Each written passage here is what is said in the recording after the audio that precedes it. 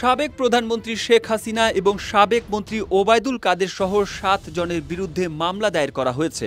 কোটা সংস্কার আন্দোলনের সময় রাজধানীর মোহাম্মদপুরে আবু সায়েদ নামে এক মুদি দোকানদারকে হত্যার অভিযোগে এ মামলা দায়ের করেন ব্যবসায়ী এস.এম. আমির হামজা। এ মামলার অন্য অভিযুক্তরা হলেন সাবেক স্বরাষ্ট্রমন্ত্রী আসাদুজ্জামান খান কামাল, সাবেক পুলিশের মহাপরিদর্শক আব্দুল্লাহ আল মামুন, যুগ্ম কমিশনার বিপ্লব কুমার সরকার, সাবেক ডিবি প্রধান হারুন অর রশিদ ও ডিএমপি কমিশনার হাবিবুর রহমান। অভিযোগে বলা হয়েছে, গত ১৯ জুলাই বিকেলে মোহাম্মদপুরে কোটা সংস্কার আন্দোলনের ওপর নির্বিচারে গুলি চালায় পুলিশ।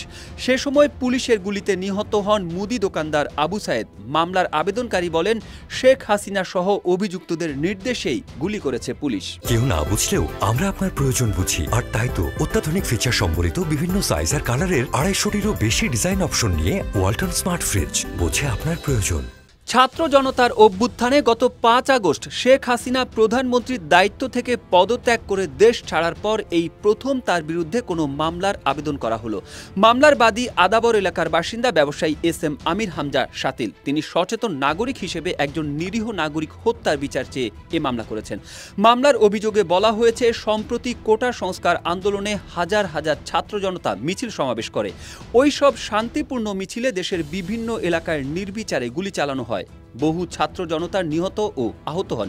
গত ১৯ জুলাই মোহাম্মদপুরে বসিলার ৪০ ফিট এলাকায় ছাত্র জনতার শান্তিপূর্ণ মিছিল সমাবেশ করছিল।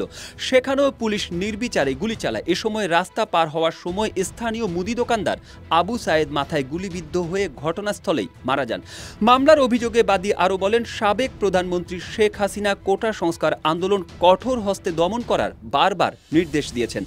ওবায়দুল কাদের ও আসাদুজ্জামান কামালের নির্দেশে পুলিশের আইজিপি ও ঊর্ধ্বতন কর্মকর্তারা অধীনস্থ পুলিশদের নির্দেশ দিয়ে মিছিলে গুলি চালায়। পরস্পর যোগসাজশে আসামিরা হত্যাকাণ্ড ঘটিয়েছে, কাজেই এর বিচার হওয়া প্রয়োজন।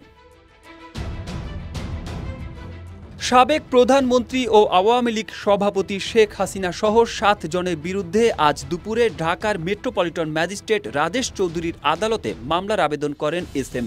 আমির হামজা। বিচারক দুপুর ১২টায় বাদীর জবানবন্দি গ্রহণ করে পরে আদেশ দেবেন বলে জানান। দুপুর ২টা ২৩ মিনিটে মামলাটি এজাহার হিসেবে গ্রহণ করে হত্যার ঘটনাটির তদন্তের নির্দেশ দিয়েছেন। এছাড়া অজ্ঞাতনামা পুলিশ কর্মকর্তা বা পুলিশের সদস্য ও তৎকালীন সরকারের ঊর্ধ্বতন কর্মকর্তাদের অজ্ঞাতনামা হিসেবে মামলায় আসামি করা হয়েছে। এদিকে মামলার আবেদন জমা দেওয়ার কিছুক্ষণ পরই মোবাইল ফোনে ফ্রান্স থেকে এই মামলার বাদীকে হত্যার হুমকি দেওয়ার অভিযোগ উঠেছে।